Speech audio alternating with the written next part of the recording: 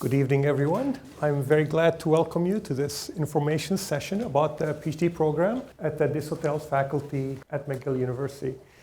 My name is Samer Faraj. I'm a professor in the faculty, and I have been directing the PhD program for the last 6 or 7 years. I can't remember exactly the date. But I'm very glad to see you all here and to hear you interested in our program. Our program is a very special program. Next year we'll be celebrating 200 years, and we are launching the celebrations all year long. And we have a new McGill is coming together and starting its 3rd century. So this is a proper time to be here to talk about PhD and to talk about your interest in it. The plan for this evening is to talk about basically a bit about the faculty, introduce it to you, and then talk a bit about the program structure and kind of what it takes to undertake the program. We'll talk a bit about funding, which is an important aspect of the PhD. And then we will talk about placement, then we'll have a broader discussion. We were founded in 1821. We have been the #1 research university in Canada, according to Maclean, for 15 years. Just last week, the 2020 results have come out. Depending on the rankings, your university's ranks shift, but we are one of the leading universities in the world. And we have about 40,000 students and from all over the world. A lot of, it's a world-class university. We have the most Rhodes Scholars of any Canadian university. And people affiliated with McGill have received 12 Nobel Prizes. We have over 300 programs of study. It's a special university. As somebody who used to be a professor in the United States and has come here, I feel it's a privilege to be here at McGill University. It's a unique university. It's a special university. It's one of the greatest universities in the world. When we shift to talk about our faculty, we're also celebrating 100 years. Next year will be the celebration of the graduation of the first class. So it's 100 years of graduates from the BCom program. I know there's at least one person here who's a graduate from our BCom program, and I'm very glad you're here. And it's someone I taught also, which is 10 years ago. So, it's very nice to see the progression in life and in interest and focus that many students undergo. We have 76 students in our PhD program. We take about 15 a year, and we have 250 MBA students, and actually it's an increasing number because we have started a number of specialized masters. You may have seen them on the website. The new one coming up is in retail. We have ones in finance and kind of in a couple other areas. We have a lot of BCom students. We take about 600 a year, so it creates a cohort of 2,300 students. And then we have a very active exec ed program, which includes an exec MBA program jointly with HSA and several other specialized programs. So we are a multifaceted kind of faculty of management. We have a large number of programs, an executive institute, 10 research centers that support the faculty in doing research, faculty and PhD students in doing research in certain areas. We have received quite a bit of awards in terms of for the faculty. We, as they say, punch above our weight in terms of research productivity. We are in the top 50 of many rankings about research productivity, even though our faculty is actually not that large. We have about 85 tenure track professors and maybe a total of 130 professors. Some of the universities in Montreal are larger than us, but we like to think we're a high quality program. And this is the interesting part, the important part. Why a PhD in management? The reason you're here is that you have thought long and hard about this. Well, I'll put it this way. You are like, I hope there are science fiction fans here. You're like Neo in the Matrix. You feel that there's something not right in the world, in your life, and your job, and you seem to be most of you are working professionals, that maybe you're not getting at deep questions, maybe your boss keeps shifting you from topic to topic, and you're just, you're not diving deep in a topic, but you're just having to run from a project to a project, which is the life of the typical business executive or consultant. And maybe inside you feel that you have a passion to explore certain topics and explain certain kind of management issues in a deeper way, but yet you never get a chance to do so because you work for a for-profit organization, for example, where kind of projects have to be accomplished within a certain time period.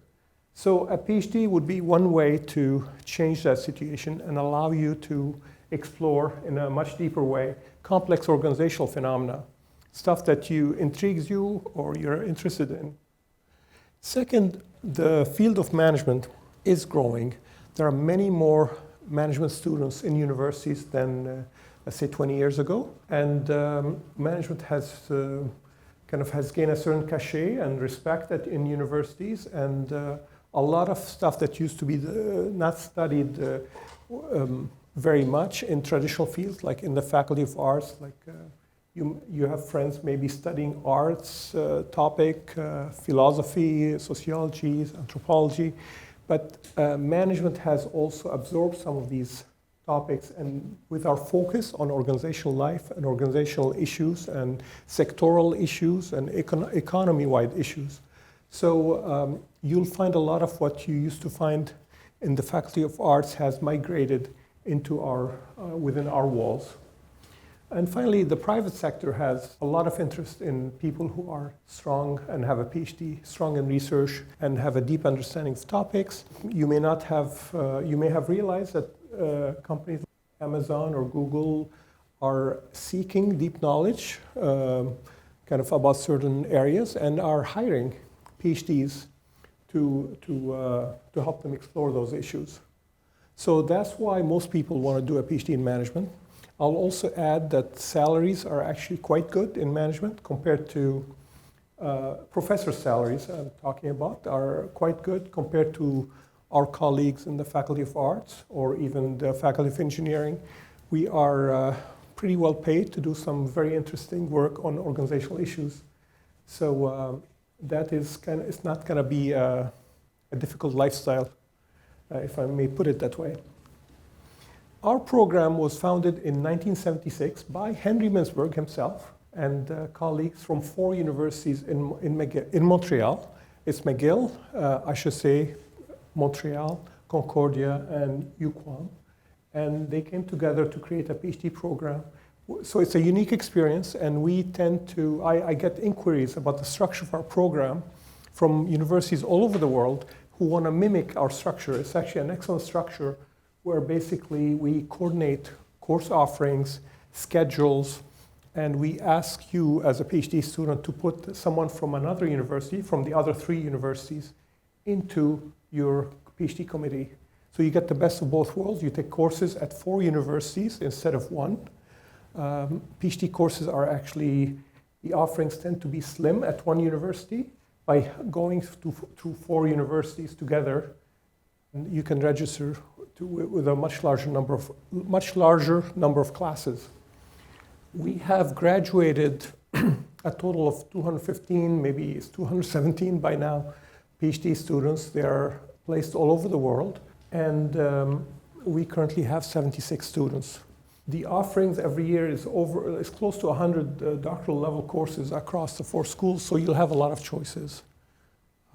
And then you have the total number of tenure track faculties in the 4 universities, probably around 520 or more.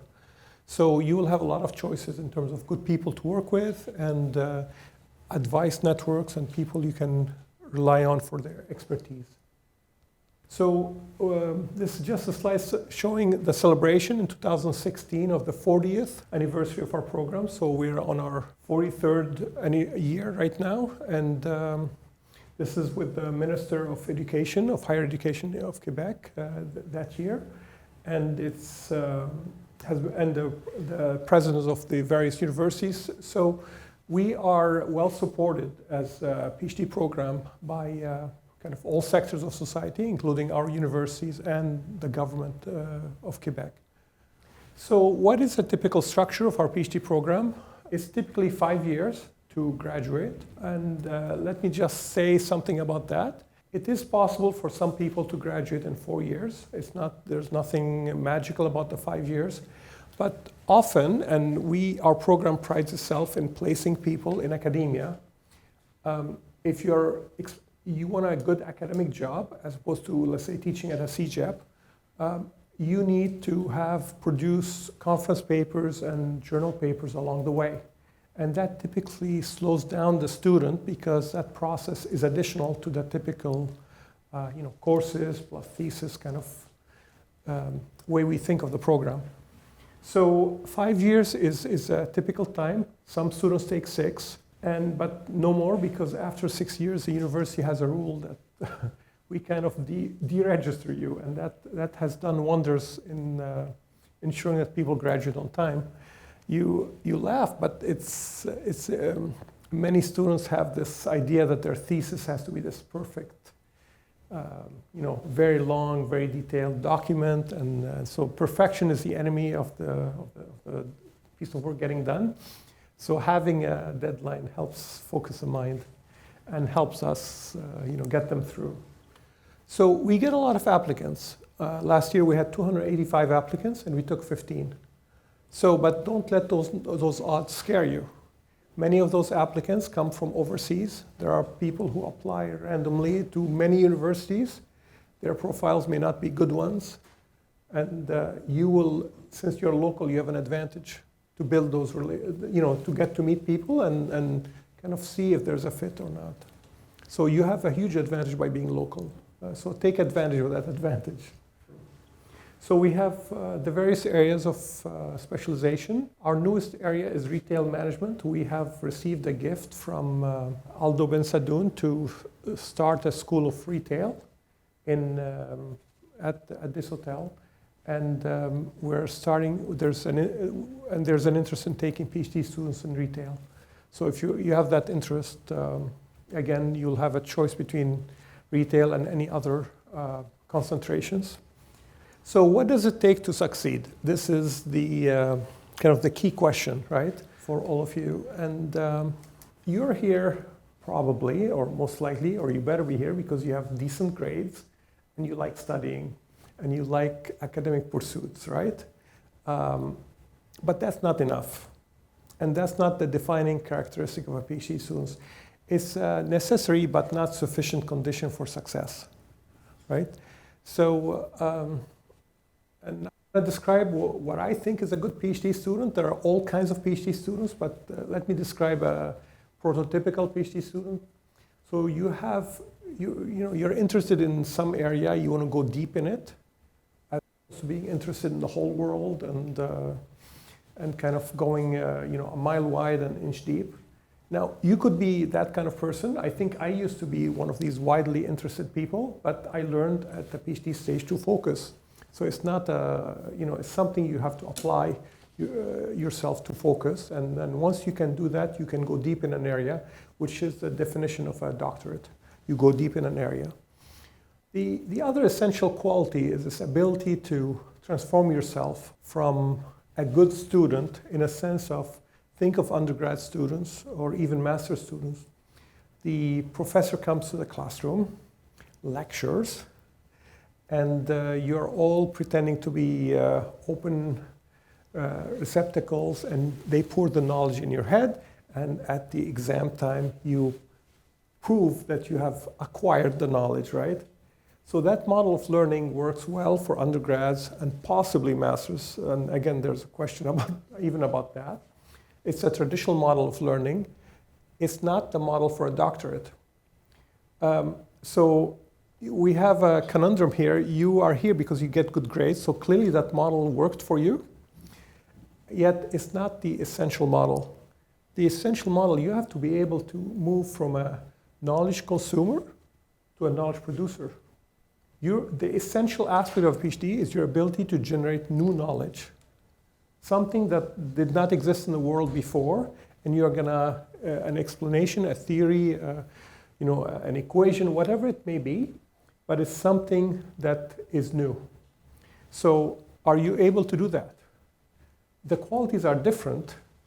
So it's not, can I pull an all-nighter kind of quality that we look for? Can you think deeply, independently, in an autonomous way? Can you make sense of a very broad literature and distill it to its essence and figure out what the issues are? Can you kind of be creative in terms of looking at a problem that many people all over the world have looked at, and yet you are the one who sees a different angle, a different story, a different solution, right? And are you resilient as a person? The professor's life is full of red ink, right? Rejection letters from conferences, colleagues who think your ideas are nothing to write home about. Criticism is what we train students to do. We give you some of the best readings of a field, and we ask you to criticize them. So we train you to be very critical. So can you, when you go to the other side and you become a producer of knowledge, can you put up with the fact that people starting with your supervisor and your colleagues and the professors, and not even to mention the rest of the academic world at conferences and at journals, when these people kind of think that the idea that you think will change the world, they're like, nothing great here. It's not that interesting. It reminds me of the work of so-and-so. So it requires the quality of resilience, meaning the ability to take the hit, to take the criticism, and keep working on things.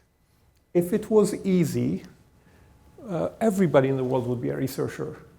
So there's that requirement that you have a certain trust in yourself and in your abilities, and not collapse when somebody dislikes your idea or says there's something not right in it. Because you're going to have to come back and push again and push again and push again till your idea is accepted. So that's a story of knowledge, new knowledge in the world. It's often not accepted on first round, and then before it changes the world.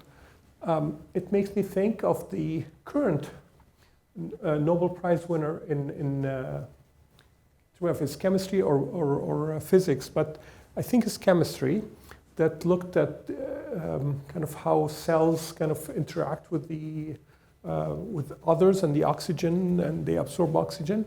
That paper that won the Nobel Prize, you can look it up online.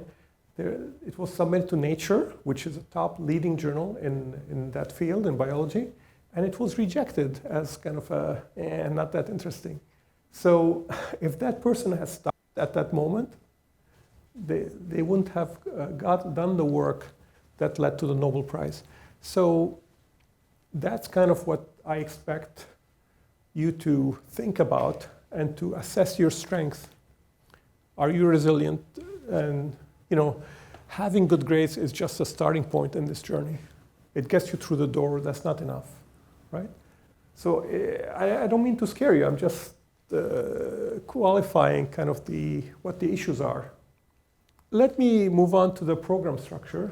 Basically, you have to think of your coursework. So you arrive here, you'll have 2 years of coursework, roughly 12 to 13 courses. We have specialization courses, we have support field courses, and we have methods courses. And you'll have a mixture of these. You will negotiate with your supervisor the exact type of courses you would need. But your supervisors and your area, the area of specialization, will know what are good courses for your preparation. So you would take those. You'll also take a pedagogy course, which is a very important course, it turns out, because you need to, when you get a job at a university, you're expected to teach. And how do you know how to teach? If you are trained, like I was in the United States, they don't give pedagogy courses. So it's this assumption that magically you know how to teach because you have a doctorate, but the doctorate is not about teaching, it's about research.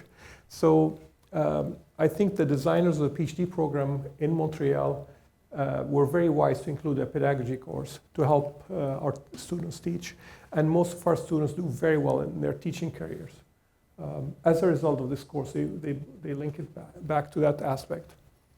So typically there's an exam or a research paper, depending on the area, sometime during the first 2 years. That is more general than the courses, but more some areas may test, are you able to pass an exam in the material, let's say in finance or in OM, certain concepts, have you mastered them through the, a few courses you have taken there? Other areas may ask you to write a paper to show that you can do research from A to Z by yourself. And other areas may ask you to write a paper that may eventually become part of your thesis, a first paper out of your thesis. So it will vary between areas.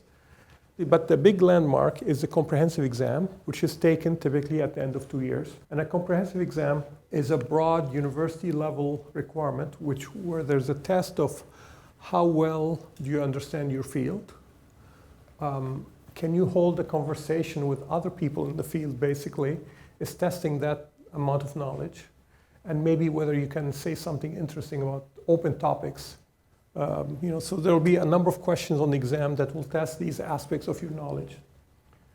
And after that, there's a thesis project, which hopefully you have been thinking about while you're taking courses, and you'll spend a couple of years finalizing a thesis. Typically, a PhD should be thought of as a partnership between you and a mentor among the faculty. You will form a committee of 3 people, but there's always a supervisor that also will provide some of your funding. So it's really important to identify that supervisor early on.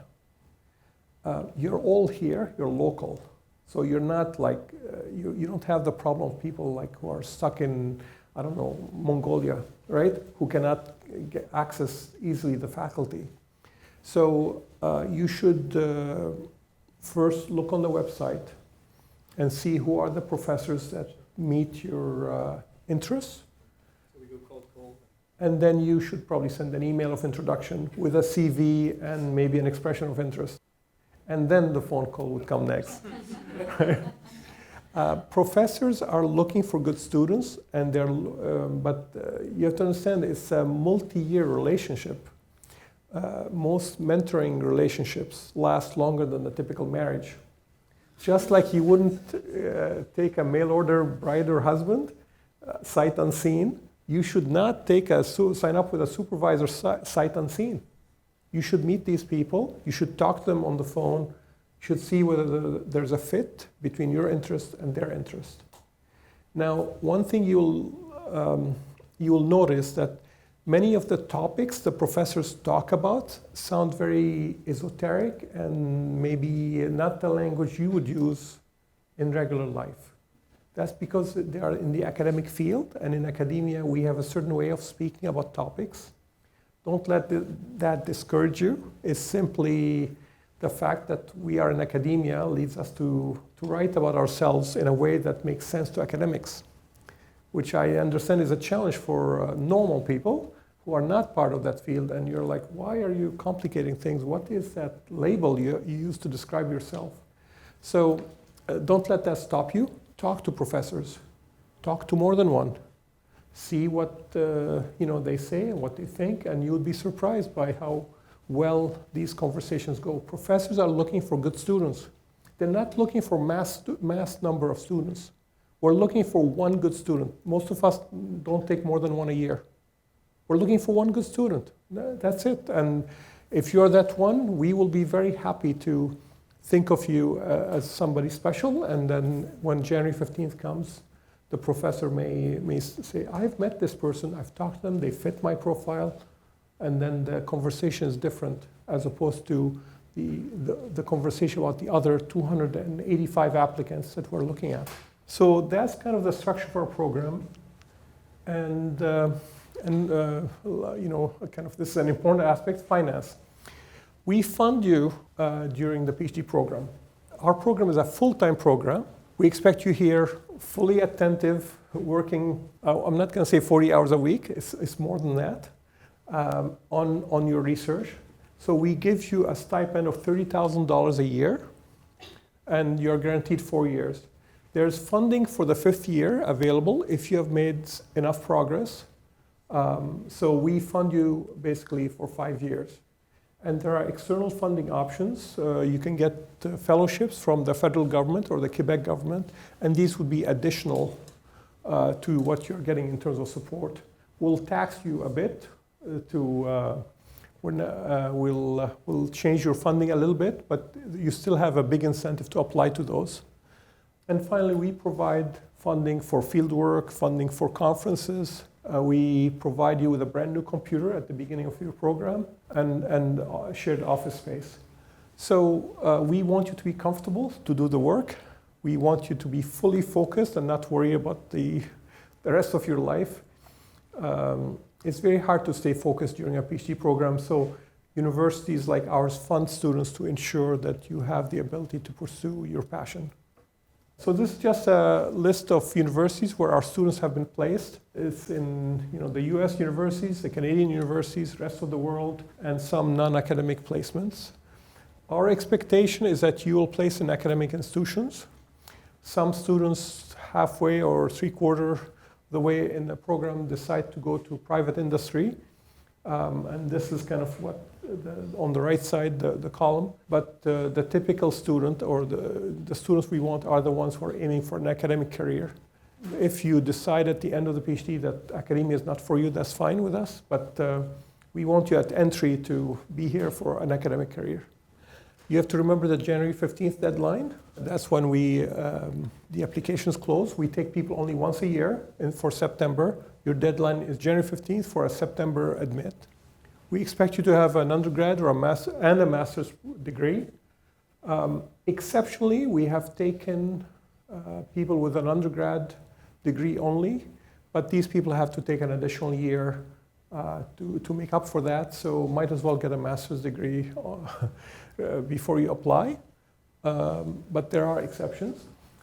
Finally, we want you need to have good credentials, decent grades, and letters of recommendation that assess your academic potential. We want you to take the GMAT or the GRE, and we expect you to score over 70%. It's not a harsh line, but we will. This is important. These are so the GMAT and the TOEFL. If you didn't go to an English language university. So these are our requirements. So this is our office. We have Stella Scalia is our program manager. She's a wealth of information. She has been involved in this for dozens of years. So she knows more than anybody about the program. I'm also available for the academic side of the program or any question you may have. And you can ask their general inquiries to our student rep person at the 4060 number.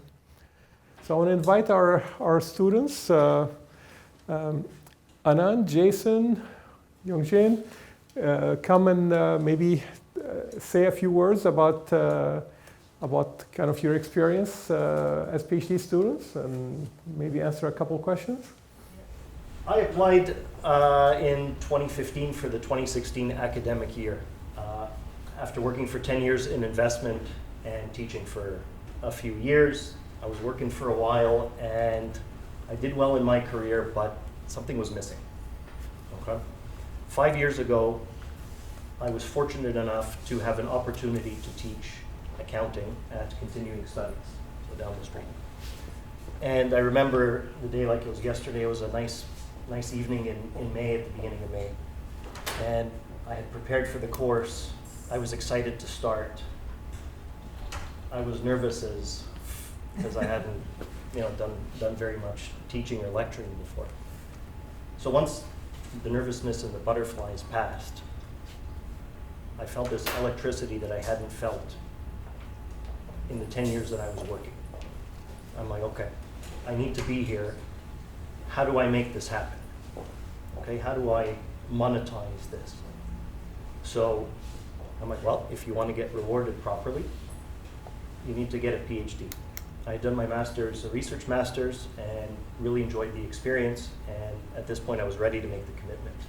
So I applied in 2015 to finance because that was my work experience. That's where I came from. That was the world I came from.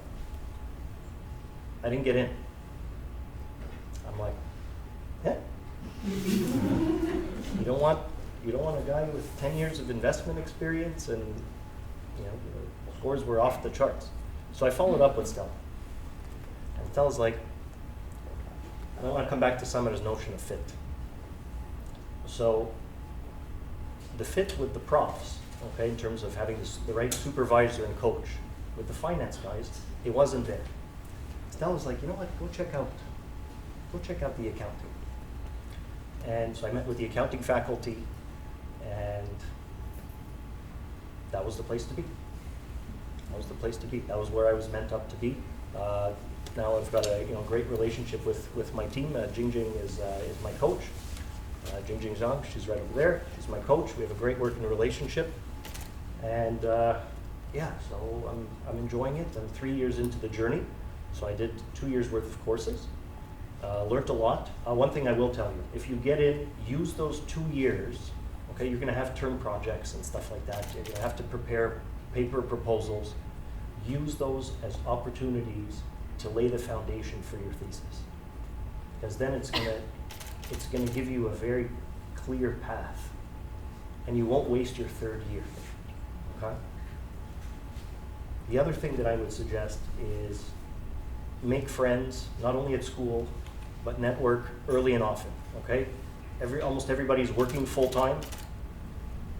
You would think that academia is very cerebral, but networking and hustling is just as important in academia as it is in real life. So go make friends early and often.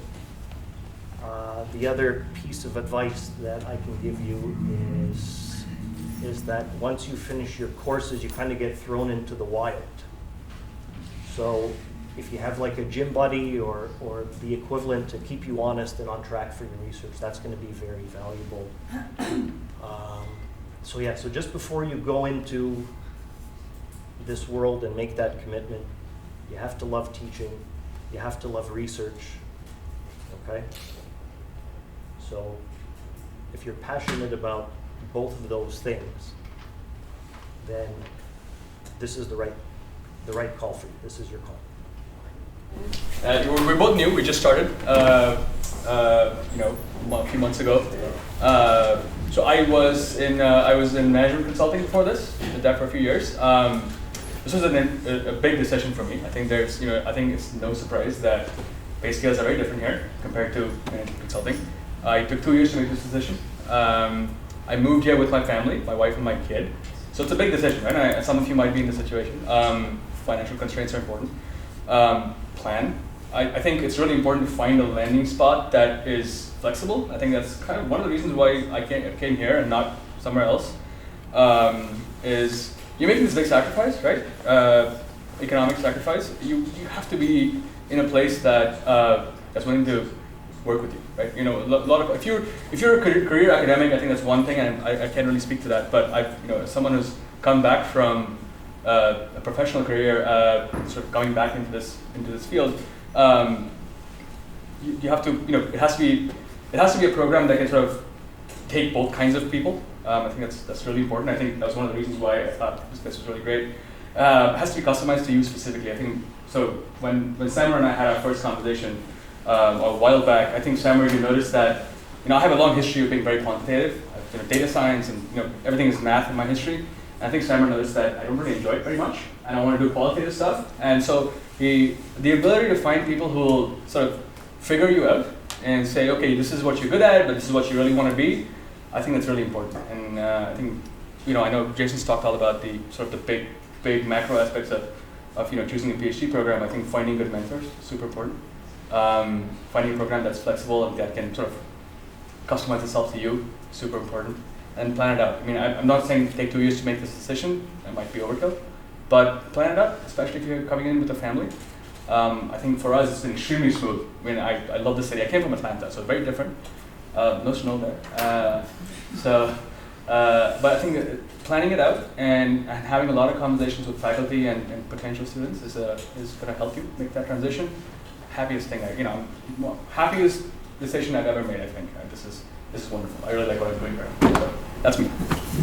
And I would like to add a little bit onto that. So the reason I chose McGill is because of its excellent research environment. So here we have faculties who are really passionate about what they do. So if you have a question regarding or how organizations work, or just a broad question that you can't really find an answer on Google. You really need to learn the art of research to figure it out. And here we have people who can help you to learn the art of doing research. So one of the ways that I used was if you go into the website of McGill faculty, and there are a list of publications that the faculty produce, and if you want to really understand the fit between you and the faculty, you can read their work and then see if that's something that you want to write in the future. I think that's one of the great criteria for selecting whom to work with. And I can tell you a little bit about the classes I'm taking. So I'm taking currently a class in the sociology department. It's quantitative methods. So because of its excellent, McGill program's excellent interdisciplinary environment, you can take classes at other departments. And also, as Sarah mentioned, we have a joint program. So I'm also currently taking a class at HEC. So you can meet different PhD students and different faculty there. And also another thing that I want to emphasize is the academic environment regarding the cohorts and the senior students. So here Anand is my cohort, and I have senior students who enter the program before me, and the academic environment that is very warm and welcoming. So if you're looking for a place like that with research excellence and a very warm, welcoming academic community, I think it's a place for you. And it's a big commitment, but if you are curious and if you are really interested in what you want to do, I think you will have the perseverance, and you can learn the art of publishing or doing research here. So if you have any other questions, I'll be welcome. Thank you for your question.